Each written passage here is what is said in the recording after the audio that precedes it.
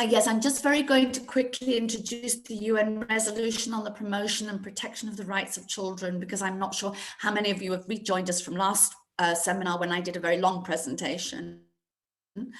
But just to say that the UN resolution was very important because on the anniversary of the Convention of the Rights of the Child, there was a decision by the states of the United Nations General Assembly to have a new resolution, which was adopted unanimously by all UNGA states, called the Promotion and Protection of the Rights of Children.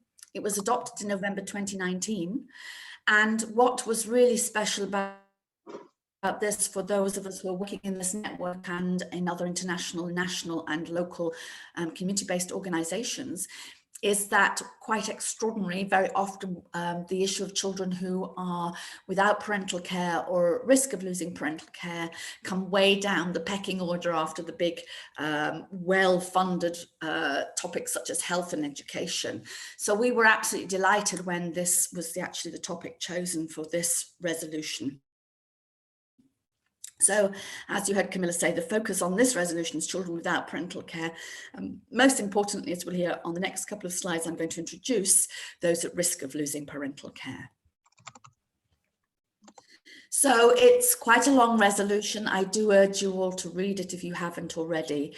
There was a great momentum to push forward this resolution, and I'm delighted that this is the topic that the Danish Child Protection Network have chosen this year to really take forward, because I feel that unfortunately, due to the COVID pandemic, just as we were starting to do a lot of work across the world on publicising the resolution, of course, we've all been working very rapidly to combat the child protection concerns that have arisen because of COVID-19. So we hope in the future we'll be able to do a lot more advocacy work around the resolution. But in a nutshell, the resolution really stresses that we should take all steps, that we all have responsibility to take steps to ensure the nurturing and protection of children and to prevent unnecessary separation from their families. And if children are at risk of harm and it's been assessed that it really is necessary in their best interests to unfortunately temporarily remove them from family protection, then we need to offer them the most suitable care possible.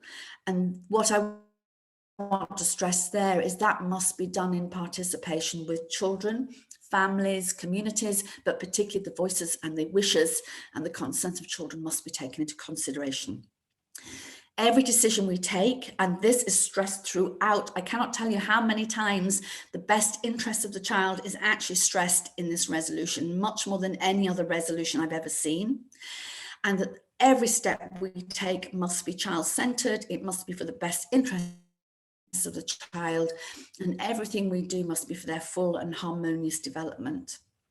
So children should be able to grow up in a family environment, and we're going to hear a lot about what might happen in the family environment today, but we must do everything that we possibly can to make sure they do have that option.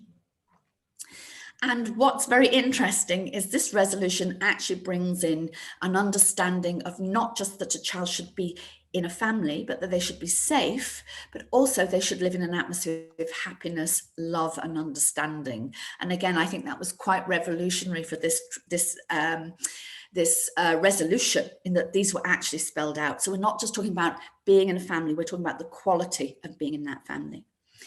And that states, obviously families have the first responsibility, but states have a primary responsibility to respect, promote and uphold children's rights and support families, particularly when they're vulnerable and they are struggling. So as well as issues of poverty, addressing stigma and related stigma, discrimination and social exclusion, there is a great emphasis in the resolution about child protection. And we recognise that violence and violence against children, or children witnessing as well as experiencing violence, is one of the main concerns that means they are being separated from families.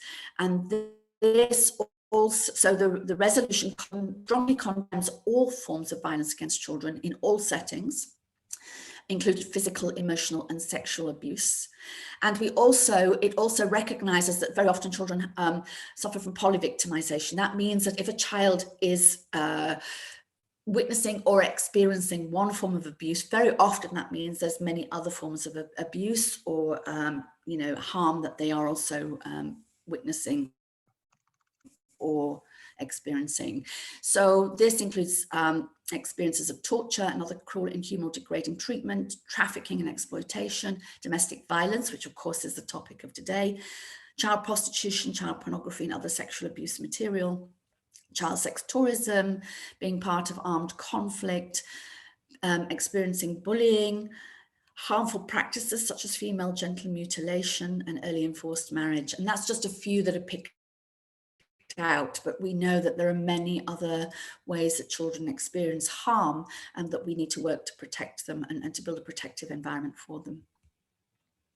And then lastly, throughout the resolution, we have to ask ourselves, who is responsible for protecting children? And indeed, there's a lot of stress on how we all hold responsibility. We are all duty bearers, and we all have a duty to uphold the rights of children.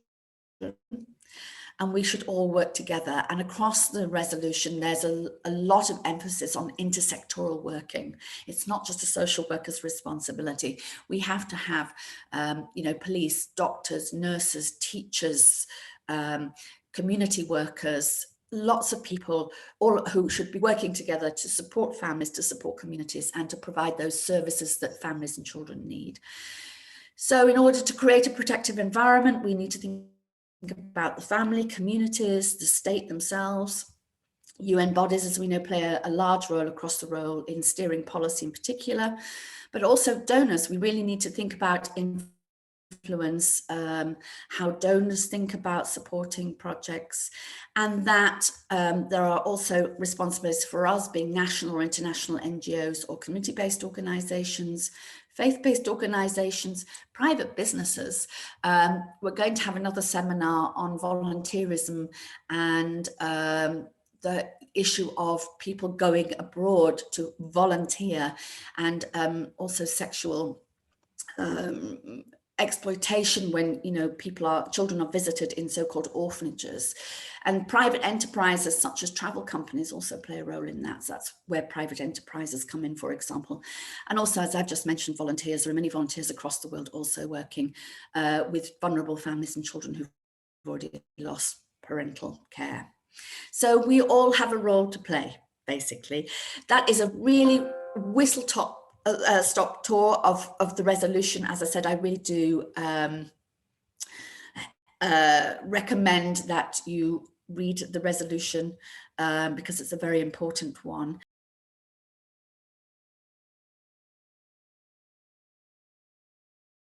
Well, good morning, everyone, and thank you for that fulsome introduction, Chrissy. It's made me blush, but there you are. So, I'll be talking to you today about protecting children from domestic abuse. So before we start, I've included the words of children, the experiences of children, and I'll be talking about some things that can be quite distressing to hear about. So I'd like to ask you all to take care of yourselves today. Domestic abuse is a topic that can evoke strong emotions. You might find it evokes things from people that you know, your own lives, etc. And sometimes they can provoke a reaction. And these are quite natural. And it's really important that you take care of yourself today. So please, if you need to just switch your camera off. Hang on, that poll's just appeared. Somebody put that away. I will move it right away. Oh, sorry, I've lost my screen. Where is it? There we go. Okay, hang on. Right, so sorry, let me just sort that out. Okay, yeah, please take care of yourself. If you need to switch off your camera or mute your microphone or take a break at any time during my presentation, please do so. And if it's really powerful for you, then you might need to talk it over with someone later. And I think it's it might be useful if you think you need more support to look up your local specialist organisations, and it might be useful to do that anyway in relation to the topic in your professional your professional role with us, to look up who are the people and organisations in your own area, it may be your own organisation, who specialise in supporting children and young people in relation to domestic abuse. So today I'm going to cover the nature and extent and impact of domestic abuse in children and young people, and give some indications of some good practice principles for organisations and people working with children thus affected. But before I start, I'd like to say Happy Star Wars Day to you all. Today is May the 4th. I don't know if that's something that you're aware of, but it's a bit of a trick of the English language. It says, May the 4th be with you, which is a big common phrase in the Star Wars canon, if you like.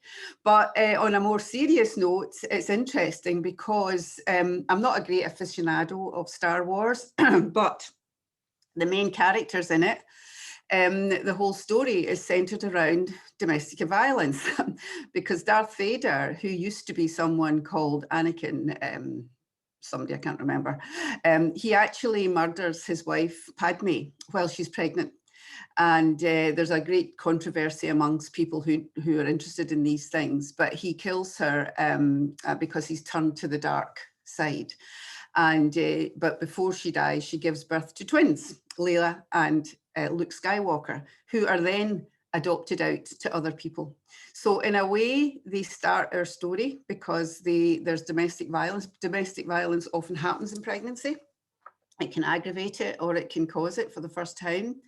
But infanticide is a huge issue at the moment. And I don't know what it's like in where you are, but the numbers of women being killed by their partner at the moment is just quite out of order. And there's an organisation in England who does count the number of dead women who are killed by people known to them.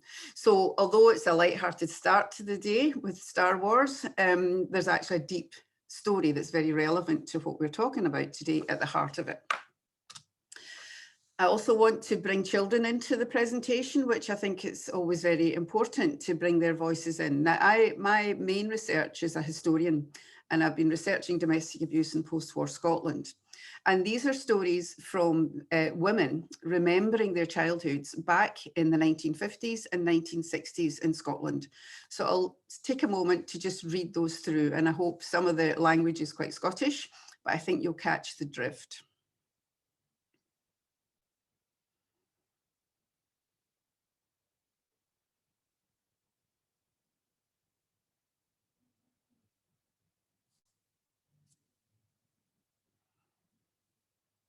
If you work with children, these stories are the same today. And that's one of the things that I was very curious about researching to see why it was still the same. So these are young children exposed to the violence that their fathers or stepfathers were meting out against their mothers. And they witnessed extreme cruelty. And also the fathers were trying to hide it. One father was trying to hide it.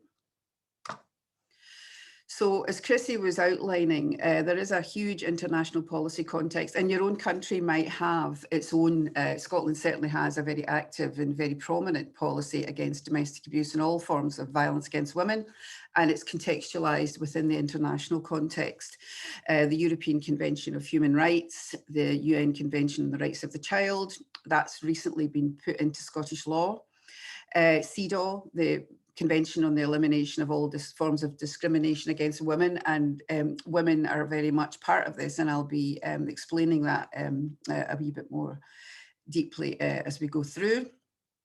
And the Istanbul Convention, which countries are in the process of ratifying, and I think the UK just did it a couple of years ago. And this new one, the UNGAR, the Promotion and Protection of the Rights of Children. And it's interesting, I was very interested to see what that contains. And I think there's you'll find a lot of resonance in hopefully what I'm talking about today. So what is domestic abuse? I think it's really important to define the terms we use about these things. The title of today's seminar is Domestic Violence, but each area and each research setting and each practice setting will perhaps use its own term. Domestic abuse is the term that's used in Scotland. That was adopted in 2000 as the national definition. It's used by Health, it's used by all the big public agencies, and it was agreed upon after a process. But the terms used are historically contextualized. In the past, we used to talk about battered women. We used to talk about wife beating. There are other terms like intimate partner violence. There's a term that's now very commonly used called coercive control. So there are many different terms for this, and it may be useful to know what is the term used in your context. This is the one that's used in Scotland, and this is the one that will kind of form the basis of what I'm talking about today. So domestic abuse, as is regarded in Scotland, includes physical abuse and violence and threats of violence, sexual abuse, mental and emotional abuse, and also financial abuse as well. So there's a lot of financial aspects to it as well. But the coercive and controlling behaviour is part of that kind of overall context of that. And in some communities, there may be other family members connected to a woman who also perpetrate that. But it's essentially a gendered crime. It's not an isolated incident or a one-off. It can be where there might be just some short-term violence. It's not generally the woman's fault at all. It's not a fight or an argument between two people who are in an equal relationship. And fear is not just a byproduct, but a central tactic used by the perpetrator. And it does not happen only in poor or working class families. It happens in every community. It happens in every level of society. The differences in how that impacts the children and the women may vary, but the reality of the abuse tends to be the same across wherever it's happening. It does happen to women in every country in the world, and it also happens in young people's dating relationships. There's been a lot of research done in Scotland, and my work in the last 5 years was been particularly looking at gender-based violence against women in universities. And we came across an awful lot of young couples in dating relationships, and not permanent cohabiting relationships, where the features of domestic abuse were present, even though the couple weren't a settled couple. It also is a pattern of surveillance and domination by one partner over the other. And it's both a cause and consequence of women's inequality. And the experiences of children are very much tied to the experiences of women. And that is contextualized in women's gender inequality. And that is the analysis that's used in Scotland. So we take a gendered analysis in Scotland, and because it's very much rooted in historic roles of between the genders over time. And it's rooted in the norms, social structures and roles which influence women's vulnerability to violence. It doesn't preclude the abuse of boys and men, or same-sex abuse, or female perpetration. These do happen, and they happen frequently. But when you look at the statistics, which I'll show you in a minute, it's overwhelmingly a gendered crime, and that's the way we look at it in Scotland. And as I said earlier, it can also include abuse by other family members in so-called honour-based crimes and other harmful practices. So that's the way we understand it in Scotland. That's the kind of conceptual framework I'll be using today, and I'm happy to discuss that with people. It's also part of a wider range of violence, and this is Liz Kelly, the famous, very famous English female violence researcher, and she developed the concept of a continuum of sexual violence. And she says that exists in most women's lives. The form might vary, and how women define these events might vary, but it recognises that violence against women affects women in private life, in public and social space, and can be perpetrated by men they know as well as strangers. And domestic violence is part of a range of forms of gendered violence against women and children, which must be looked at in a kind of wider social setting. So domestic abuse can also be connected, as Chrissy was saying, it can be connected to child sexual exploitation, childhood sexual abuse, and rape and sexual assault. So there are no boundaries between these things, and these are all part of society's long-standing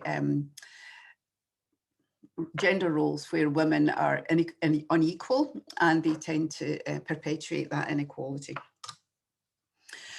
Just some statistics. you know, again, these are facts. You can't really get away from it. And quite often I'm asked about the experiences of males, and yes, men do experience domestic abuse. But when you look at the statistics, and it would be maybe worthwhile you looking at the statistics for your own country, there's plenty of sources online that will give you the individual sources for your country, and you'll be able to see what the extent of the problem is there. So overwhelmingly, women experience it, and almost 1 in 3 women worldwide. The figure in Scotland is about 1 in 3 to 1 in 5 to have experienced it at some point in their lives. It's mostly perpetrated by current or former husbands. And I think it's important to remember that when women leave, or they're thinking about leaving, that is actually the most dangerous time for them. And that's when most murders happen of women and also of children. There are many, there's a lot of particular research studies, this huge one done on the whole of Europe, but I won't read them all out, but you can see what I'm saying here. And at the very bottom, UNICEF estimates that globally between 133 and 275 million children are exposed to domestic violence. So I mean, these are all from the web.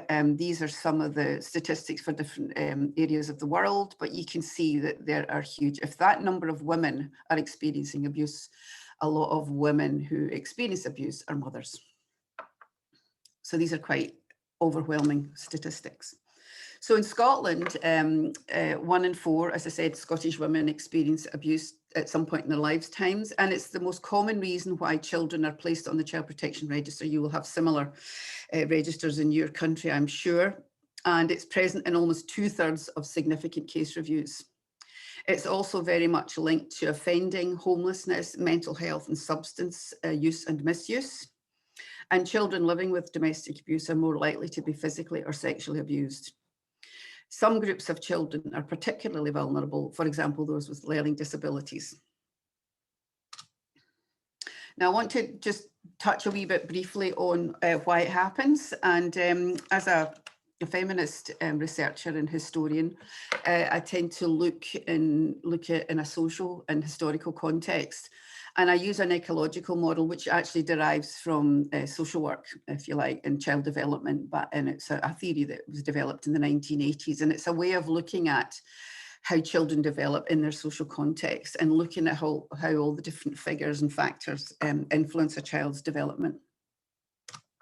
So I've developed, this has been developed into a social ecology of risk for violence against women and domestic abuse. And it's a way of looking at a child or a young person in their wider context and looking at all the risk factors that may be present in those different domains of life to see where the domestic abuse might be something that is condoned or where there's a risk of it. So on the right-hand side of your screen, that's the individual. So those are the individual factors in the child, their socialization, in their family, and how they develop physically and emotionally and socially. The family, so what's going on in the family? What are the factors there? Is there domestic abuse present? Are there risks of that? What are the attitudes? What's the division of labour in the home? Who does all the caring? Who does the earning? Who's got the power in the home? And beyond that, more widely, looking at the community. Are there factors in the neighbourhood? What's the culture there? I mean, I worked for a long time in universities and we used to talk about a conducive culture. So is the culture conducive to domestic abuse? It's about keeping it, you know, as a family matter. Is it something that people don't really talk about? Is it somewhere where children could talk about it? How are services? Do they understand what's going on? So the culture around a family is very important too, and that's where I would say the services lie in that context. And then beyond that, you've got the state and you've got the wider social culture. How do they look at domestic abuse and violence against women? You've got an international policy context, so there's a lot of good movement there looking at not condoning these things and trying to act against them, but how are they implemented in your country? How are they, you know, does it have support in your country? Are there movements, are there social movements to actually make sure that these things are tackled? So these are ways of explaining it And as all things, there's no one explanation for this, but you've got a social culture around a family or a child, which may or may not condone it, or it may condone it in some areas and it may be in others it doesn't. So how does that help us, that wider perspective?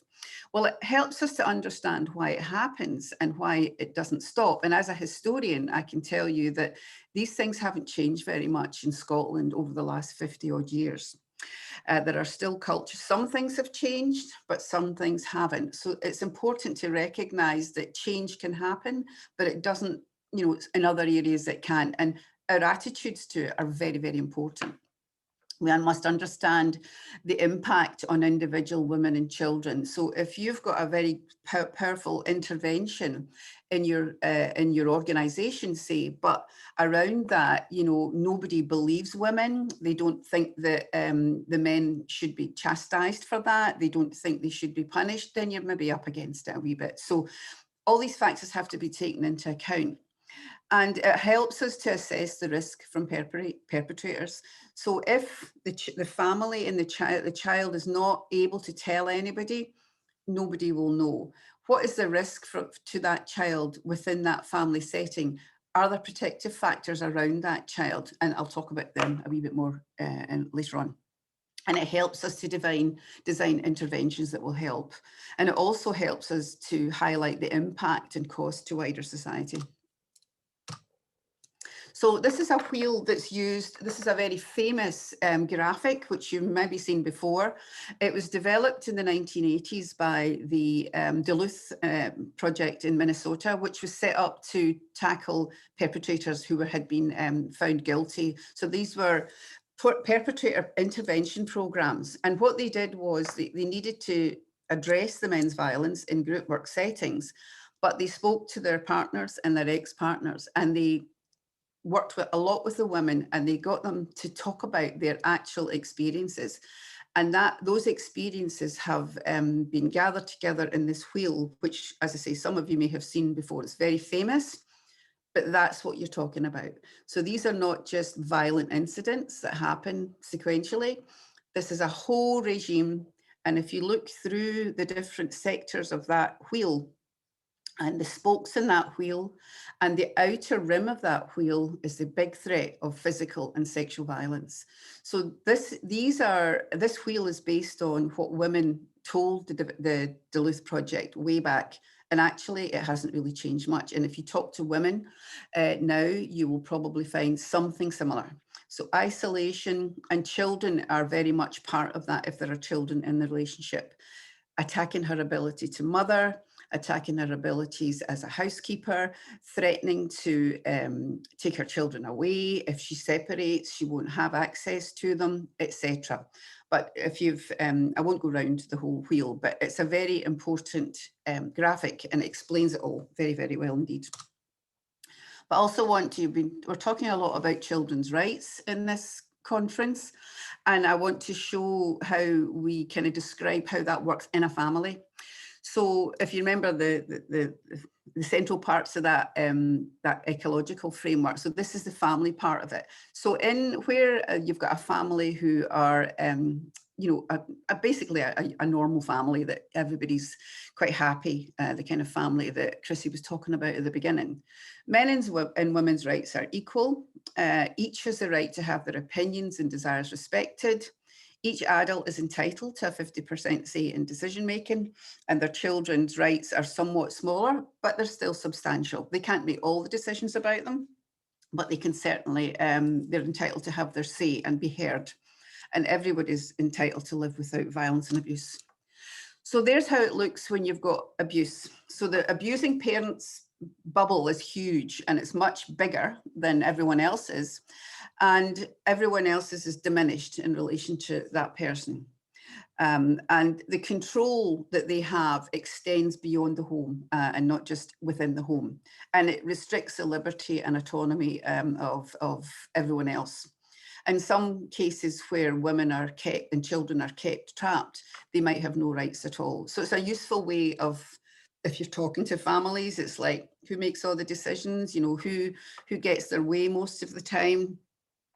And, if in an abusive situation. So The private inequality and unequal entitlements to special status, autonomy, exclusive rights and privileges, and in relation to the women, domestic and sexual services. And this is how the wheel looks if you concentrate particularly on children's perspective. And it looks very similar, but there are other aspects to it, which the children being younger and often smaller, they can feel even more profoundly. So how does it work if there's abuse in the home? And I'll leave you to read those. Children are used in the abuse of their mothers quite often. They're made to watch. And certainly a lot of the women I've interviewed over the years, and children, that's certainly the case.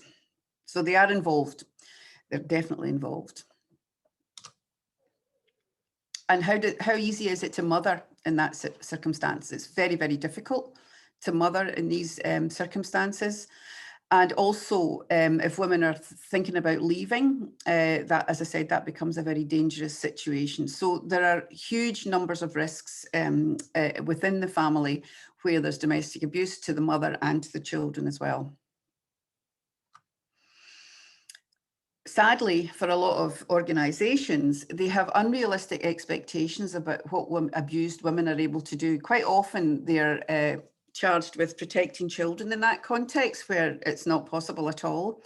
And there's a lot of underestimations of what to expect of an abusive father. So the focus is usually on the mother, and it's not usually on the perpetrator at all. Children need to, if they're going to be separated, and you've talked a lot about separation, so domestic abuse, it may be so extreme that the children have to be separated. But after separation from the perpetrator, whether mother and child or just child, they're affected still by the domestic abuse, and their mother's leaving is not always the end. And it may not be the end if they're separated from their mother and their father. And the children can continue to be abused after the relationship is ended. So leaving is not always the answer. It's very risky and it creates its own problems. So these are some of the experiences of children after separation. And these may happen whether they're still with their mother or not. So it continues is what I'm trying to say, is that it just doesn't stop when the perpetrator is removed from the scene. They may use the institutions and the court welfare system to continue to abuse the mother. So here are some of the stories, again, that I heard. So children are very ambivalent to their fathers. They want to love their fathers, but these fathers are very violent. So it's very complicated for children.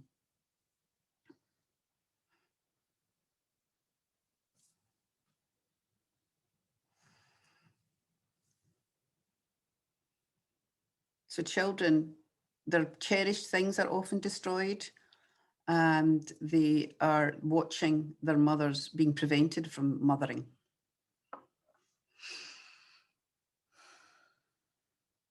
And feeling completely helpless. So here are some children's actual words, and more words from children about what it was like for them. These are children that were living in a refuge in Scotland some years ago.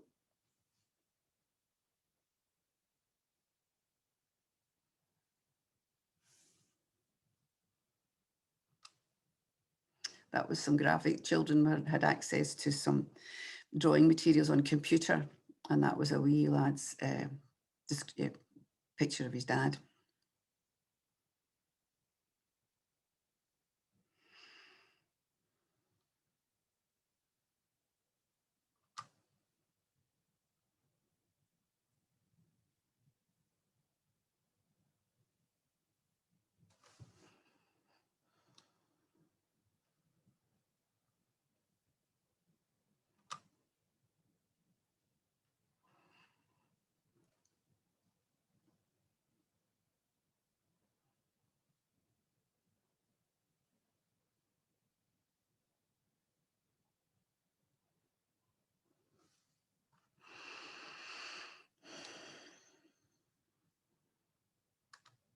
Just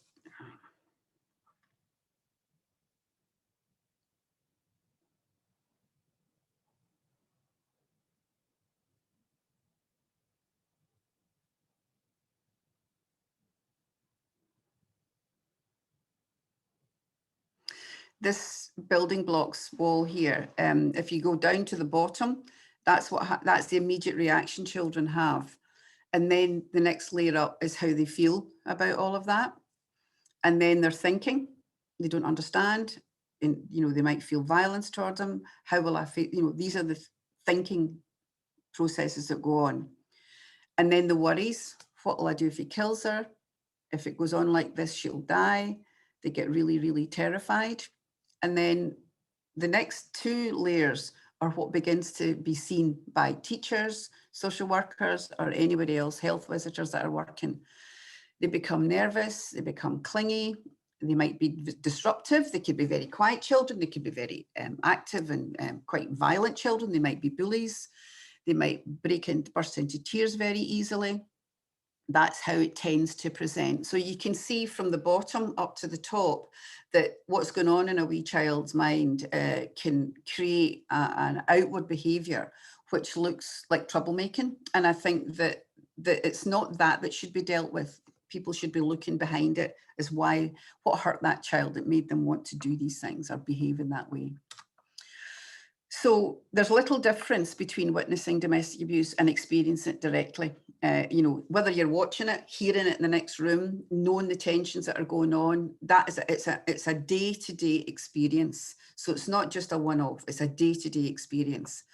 And they don't need to be in the same room, and they can still be traumatized, whether it's directed at them or not, because it's affecting their primary caregiver. And it can affect the mother's ability to attach to the child. So a mother who's she's experiencing that all the time, it can really, really undermine her ability to care for her children. And that's why she needs support in order to continue to parent well. She may end up suffering from mental health issues. She's completely preoccupied trying to control the environment because she's had to put his needs first. She may have a disability. She's got to put up with being insulted in front of her children. She may be abused and sexually assaulted in front of her children, and that happened in some of the women's lives that I interviewed. And also, because it can happen in pregnancy, it can begin in pregnancy or it can be aggravated by pregnancy, she's very concerned about how her baby might be affected. So all of this creates a traumatic reaction, and you'll all know this, but I'll just go over it again. There's two types of trauma. There's the type 1, which is the single traumatic event, like a car accident or an assault or some form of natural disaster, or even a physical assault to someone. But type 2 trauma is where someone is repeatedly exposed to extreme external event, like domestic abuse, sexual abuse. It's the environment that continues to be abusive. And living with that creates a traumatic response because it doesn't really ever end. And people who are affected by that, what they do is they protect themselves psychologically by denying it, repressing it, dissociating from it, by traumatic bonding, which I'll explain, or maybe even aggression towards themselves or others. They might harm themselves. So domestic abuse creates the conditions for the development of type 2 trauma. And it's traumatic for everyone living under the impact of it. So traumatic bonding is where an abuser makes a bond with the person that they're persecuting, if you like. So it can affect the healthy attachment a child feels to their non-abusive parent. It's a disorganized form of attachment, and it's a survival mechanism because the child becomes loyal to that abuser. And you see that dissonance, that ambivalence with children who want to love their dad because their dad's a scary person, but they actually maybe see a lot of good sides to him, and it becomes quite irrational. And they have this traumatic bond. It came from the Stockholm Syndrome, which you may know about, which was a situation in a bank in Stockholm many, many years ago, where the people held hostage ended up in traumatic bonding relationships with their kidnappers. So that's why it became known as the Stockholm Syndrome.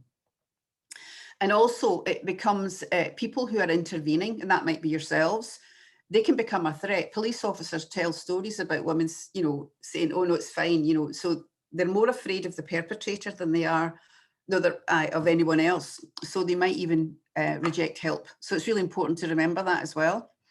And the traumatic bond also kind of feeds off alternating favours with threats and abuse. So it's classic bullying behaviour.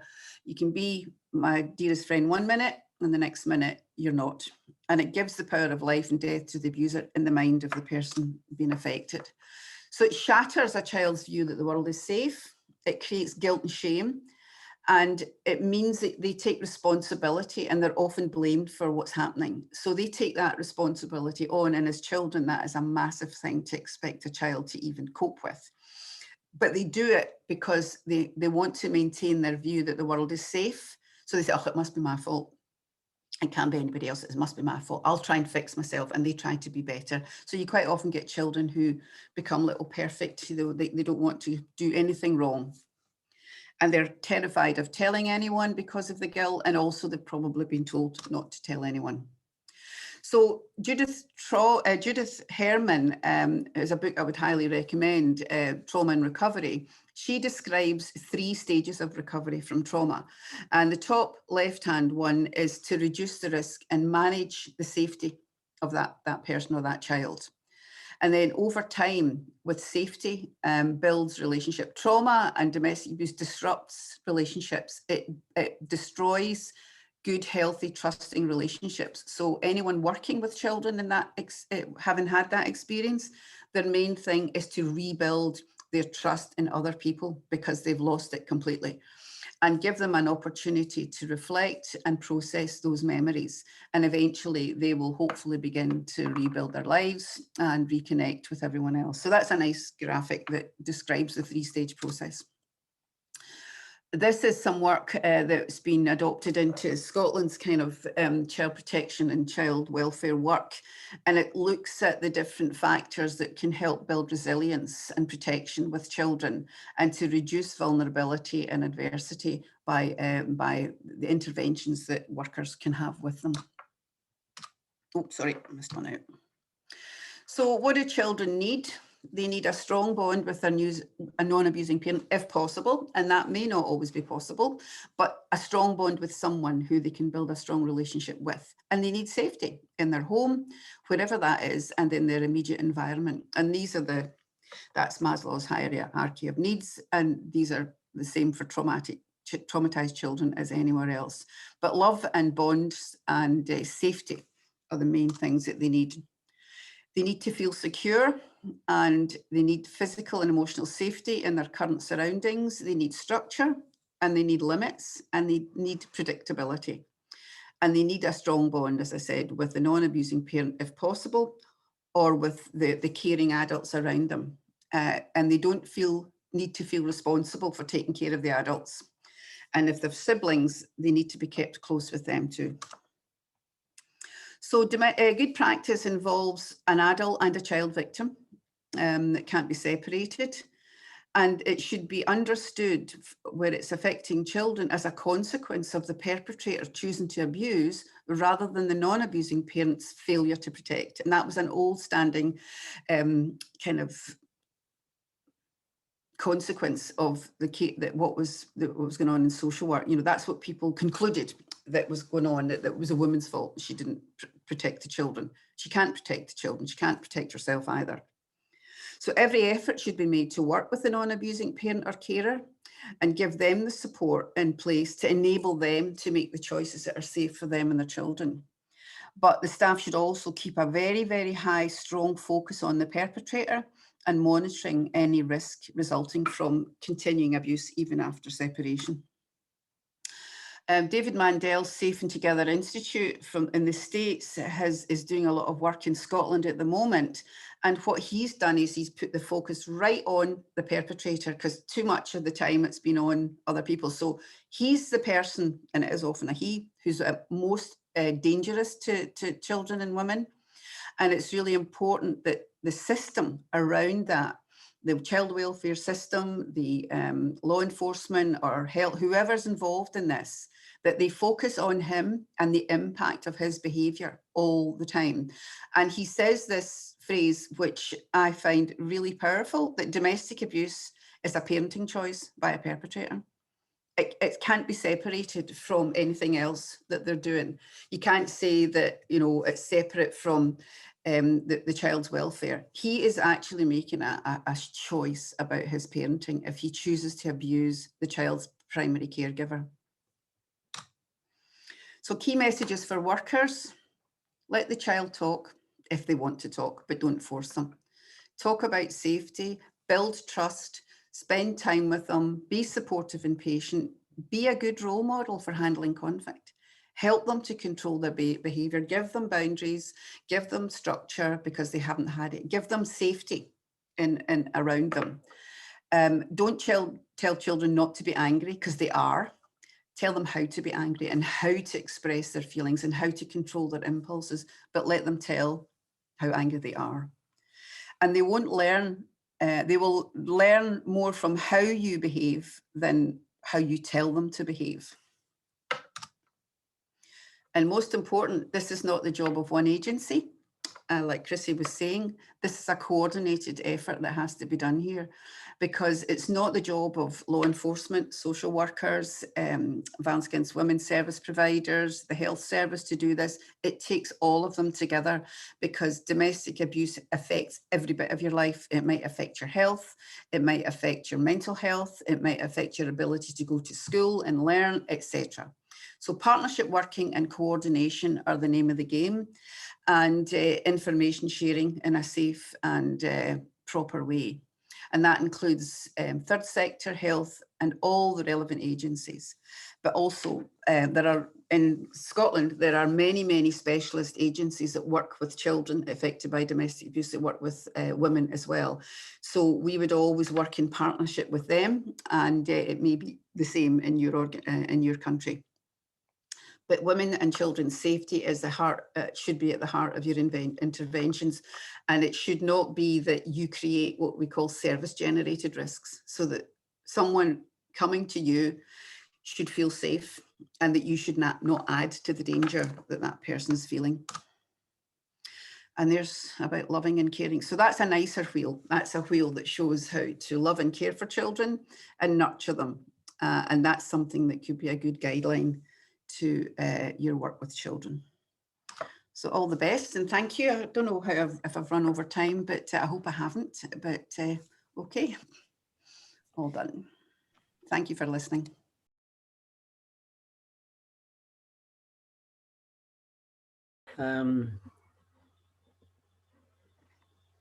Screen first. Perfect, it works. Okay, good then. This is the organization that I'm working with since last 26 years.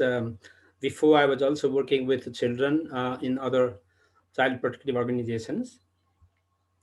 So this is, so our main, vision that we want to have that prosperous society where children can enjoy their rights. Yeah. So my English is mainly Nepali English. So it might confuse some of the words. I may not find the words to talk, but I will try my best. In Nepal, actually, we have two main legal documents. Based on these legal documents, we have other laws and bylaws for the protection of children. Especially Nepal has ratified the Convention on the Rights of Children in 1990. And based on that, Nepal also has, Nepal endorsed a new Children Act, which is paving the way to protect, respect, protect, and fulfill the rights of children in Nepal. And based on these, there are many other, as I mentioned, laws and bylaws has introduced, but they are not that much practice in the grassroots level, as I work in the grassroots level. So the Children Nepal main work here I want to share is our main work is facilitate the bonding and collaboration, the bonding between family members, so the children and the whole family can be safe. And the next one is collaboration between many institutions, organizations, for example, schools, police, medical professions, lawyers, family groups, local communities, elected members, and so on and so forth. So we work in this area, especially in the slum, and then the people, working class people here, that and ourselves, that why these violence are there in family. In our context, we see it is a learned behavior, actually, habits passed by the parents, grandparents, and community leaders, a kind of continuing culture of violence from generation to generation. So it's come from, somewhere to learn at home and in the community. It's a learning behavior. And there is also not much practice on sharing, listening among family members. So that also creates, when something happens in the family, they just hide it and then not talk about much. That's why also the violence in family is growing some way. And another reason is mainly that the family breakdown. Children are, when the children, family breakdown, there is no social support system from the government where the children can go. Many of the children that we work with in our town, they are in the street because of the family breakdown.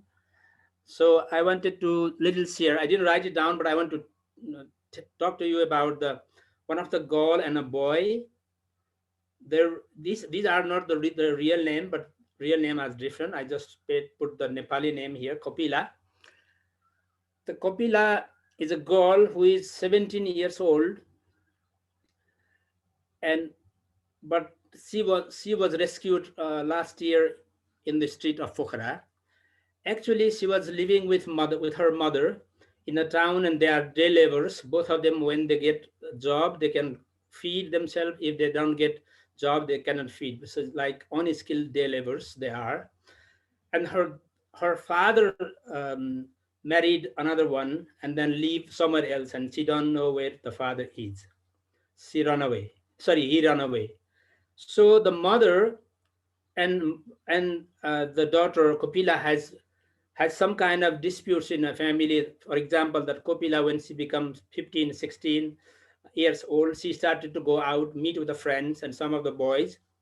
And that mother did not like her. And then that's why the mother also find really difficult to handle her, because she has no education that way.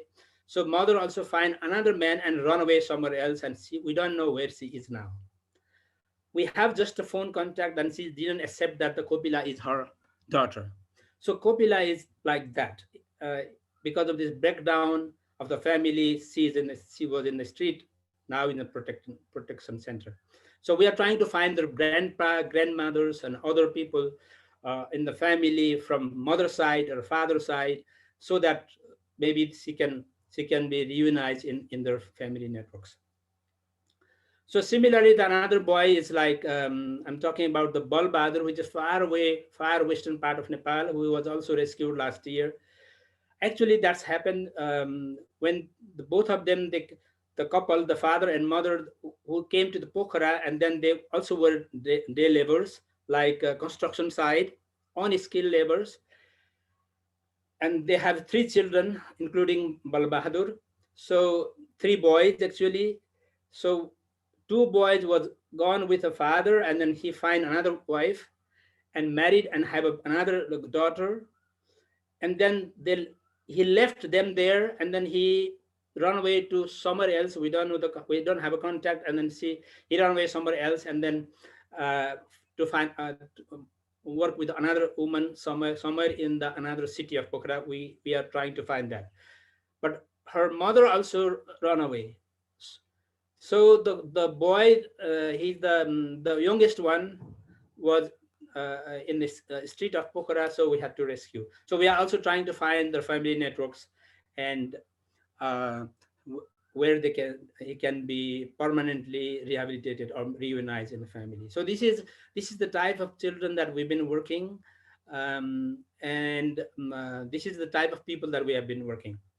So what actually we do then?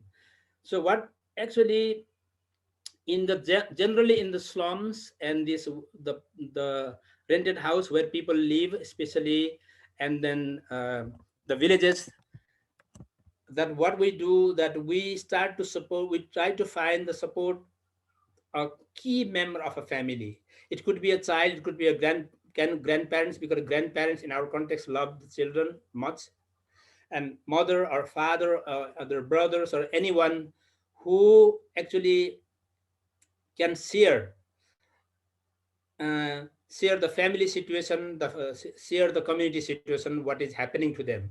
So we try to find, or they can report us, or we can find in our work, or somebody recommend us that what is going on in the families. Then we help them to express and put words that they can share their feelings and the effect of abuse and violence that has happened to them or their family or their community. So here we actually find a key member, and then we some way prepare to talk and share. So sometimes it's the aggression is there, a lot of a lot of disappointment, a lot of frustration is there, but slowly the person would be ready to speak out what is going happen, and then talk to the family members uh, about the situation. Then we try to make the circle a little bit bigger. So we organize family meetings, supporting that key person to take a lead on sharing what happened in family. But here, very crucial thing is not in an aggressive way. So we have to wait a little bit to prepare that person that will put the situation or issues in a and finding nice ways, not maybe hurting to other one, like just to share what happened to that person or in the community, or what impact has been happened. So that's the most important part of our work, and understanding the different roles of each family members and their injuries, maybe who has what role and what type of role has been happened, or who is doing what, who is earning, who is taking care of the family members, and so on and so forth. And they gradually they identify the support they need, each member. For example, or maybe they need other support from the community. So which also some way grow the solidarity between these people. So when they meet and share to the community people, they find out that actually I'm not alone having this problem in my family. There are also situations everywhere like that. So in that case, when family is prepare organizing a lot of dialogue and talks and sharing and listening, that gives a kind of strength in a family members, that they organize a family group. We facilitate to have the family groups, and it grows into the community cooperatives at the moment. So community cooperatives and then family groups, they learn from other situations and support each other. And then one of the interesting thing that we notice here, that even though the people who are in the victim situation or bad situation, we call it, or in poverty situations, a survival situation, they have very good heart, H-E-A-R-T, heart I'm talking about, that they want to extend support to the other people like them. So that's the very good, and they want to share whatever they have it. So they also see themselves easily that, okay, that they can easily understand the problem, what happened, violence in their home, and then they can see the other house, what is happening to other person, and then they easily extend their support and extend their solidarity, extend their actually the love and affection and witness, I mean, whatever you call it, you know. So that's the very important learning that we have. And also, so we also organize a lot of workshop on like non-violent skills, especially, you know, we call it alternative to violence activities, workshop and trainings, life skill trainings, and workshops. So that gives more strength for the individuals, family members that to work on that line. And as Annie explained also that you know, it's very important that when the income comes in a family, how the incomes comes in a family, it is also important to know where it comes from. And then maybe there will be some kind of alternative ways of you know, safe and ethical income sites, doing some kind of small businesses like selling vegetables or tailoring or having some chicken or something like it. It is also very important to have the alternative family income generation types situations and opportunities in the families. So that also we facilitate, and which also really create some engagement and support of the family together, and then the other community members together, and then gain the strength of the family. And another things that we introduced, that family accounting skills. What I'm talking about here, that you know, sometimes it's very important to have facts and figures about the family, how, where the money comes in, how much money comes in, and how much money and is spent where. So they count, they start to, you know, count that, meaning that whatever is spent in a day, where it was spent, maybe some of them for food, some of them for alcohol, some of them for, you know, clothes or medicine, and somewhere, and maybe the scarcity of money to spend on important things. But when they comes in a week time to analyze the income and expenditure of the family, it's a self-realization tool that where the money is spent more, whatever they have gained.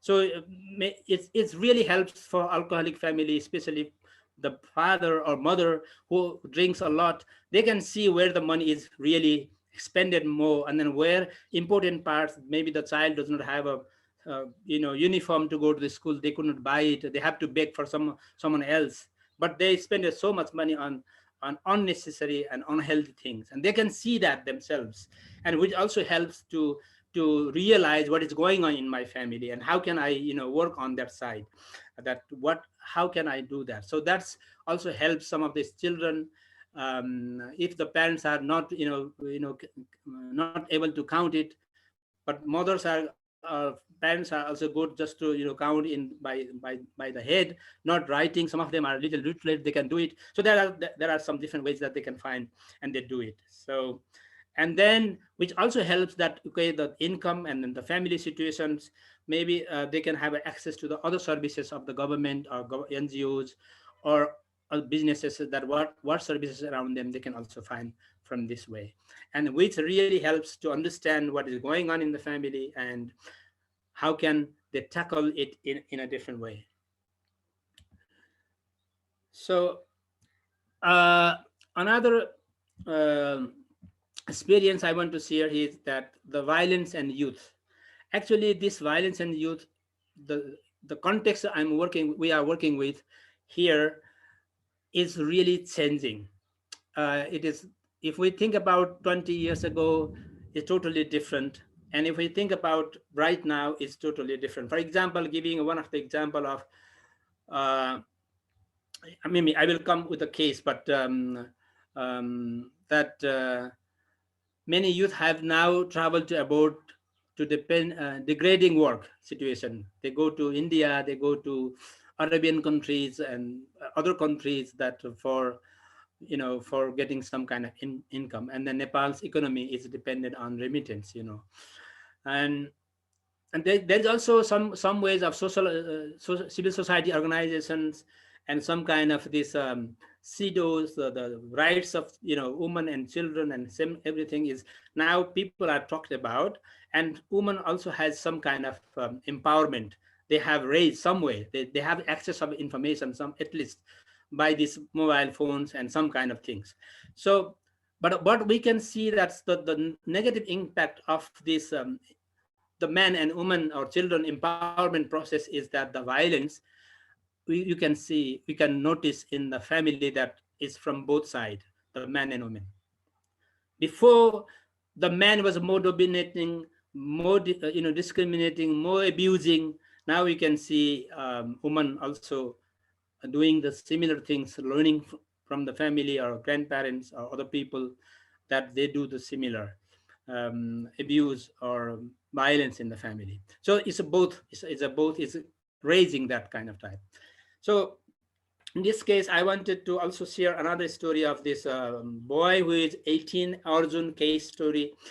He is also far away, far midwestern part of Nepal, northwestern part of Nepal.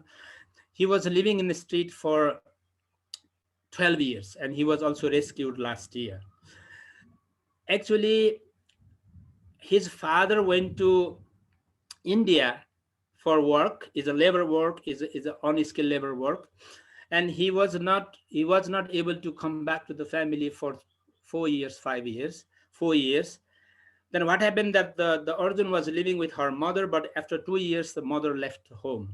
She find another man and come to Pokhara and stay. And when the father come back, and the boy could not stay in a family because some reason the boy also came to Pokhara, and then the mother could not accept because the father, the mother where she find another husband, that husband did not accept that child.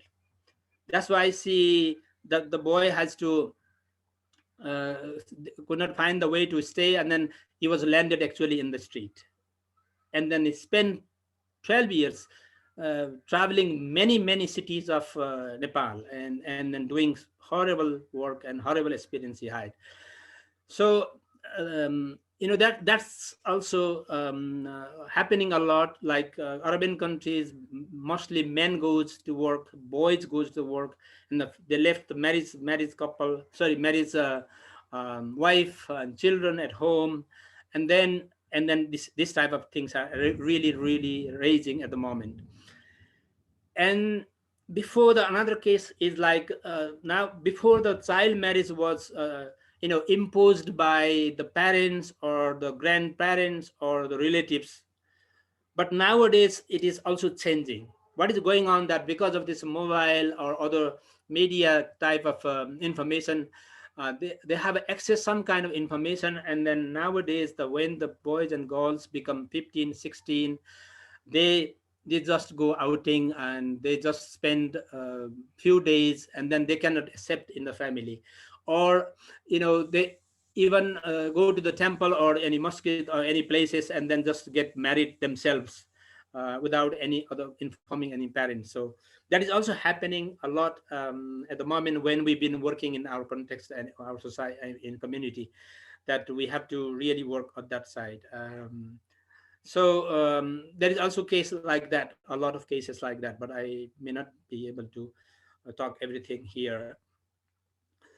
So what we do generally, these type of situations and this type of family work, this type of youth and new couples work, or preparing the youth for the for the future, that we've been trying to negotiations between couple and both family members. For example, when the man comes from outside, just giving a lot of money.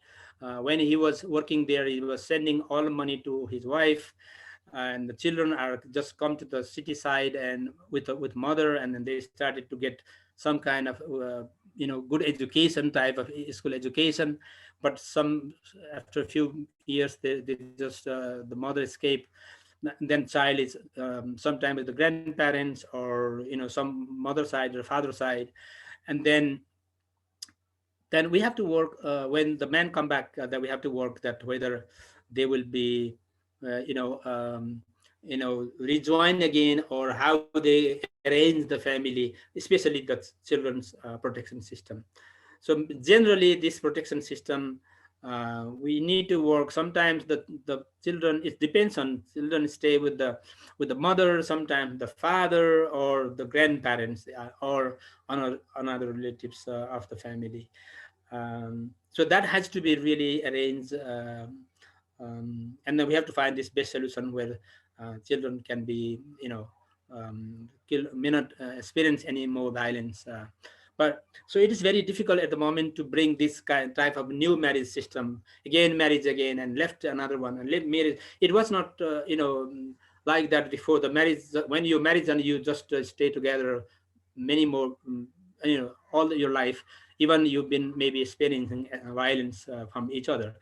But now this is really changing. Something little happen and they just break out, and then big problem of the families there.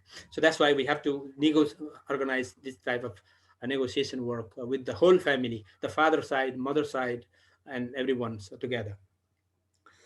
And so for the boys, especially youth, that we've been organizing a lot of this career guidance, what they want to be in a future, what really they have an aptitude or potential inside that they are looking for doing things. And so especially a lot of options for choosing them to learn different type of vocational skill, training, and job placement that can be arranged. And when these youths are united together, some of them are also joined to these cooperatives, community cooperatives. Some of them, they really organize and then discuss together what is going on and how can they improve their situations. And then we call it peace education. And many of the youths that gone through this process are really are role models in our society. Many of them are nurses, many of them are teachers, many of them are working, finding some entrepreneurs, and so on and so forth. So they have also access to, because of the youth groups, has access to the services.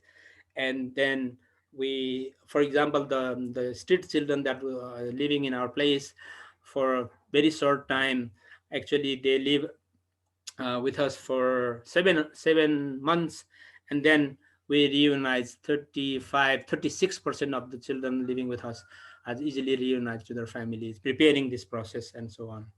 So this is also, and so we are still follow-upping what is going on in the family. So there are many things to talk, actually. Excuse me, Ramji. But here I wanted to... Excuse me, Ramji. Excuse me, Ramji. I just want to say that you have just 3 minutes left. Sorry. Just okay. to... I'm going. Okay. I'm finishing in 3 minutes. Thank you. you. Yes. And it's very crucial for us that we work with a wide range of sectors, like, as I mentioned before, the police, the school staff, the medical hospital staff, elected persons, representatives, and so on, in 2 ways. Especially, one of the things I also mentioned, that because the school also here is promoting violence some way, because these children experience violence at home, and they go to the school and they confirm that it is okay to have that kind of violence, because they are also abused by corporal punishment types and other abusement also in this school. So that's why we have to work actually in 2 ways. One is collaborating around our programs and activities. It is very important if the root causes of the violence is to be addressed, and the development of the child protection services have to be work all relevant sectors, and then be together and then collaborate each other. And unfortunately, as I mentioned, schools like that, others, our services are abusive in themselves. So the people who work in them are not aware or concerned about how they treat the users, the service, beneficiaries, or what the community people. Therefore, Children Nepal provides a lot of workshops and trainings for the employees and government officials how to stop culture of violence. So we believe that yes, peace is possible, every sector of the society, especially in the family. And that I want to say, and thank you. Thank you.